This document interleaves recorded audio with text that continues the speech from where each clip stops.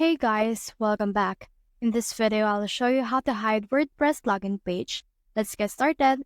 In order to do that, we need to actually install a plugin. So it's called WP Hide Login. So let's just head over and search for this, and then from in there, we should be able to see some search results related to this case. So in here, you can see this hide login page, and what you need to do in this case is actually install this hide WP admin login.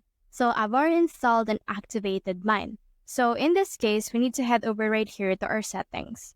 So here's our settings, and you can see in here this WP.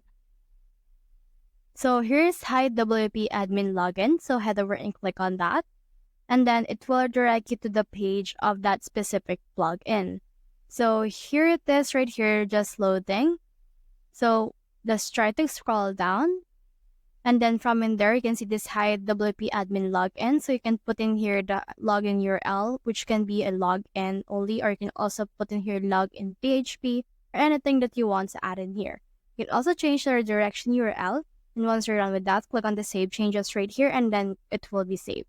So that's the whole process. If you have found this video helpful, simply leave a like or subscribe because it helps reach more people. See you soon.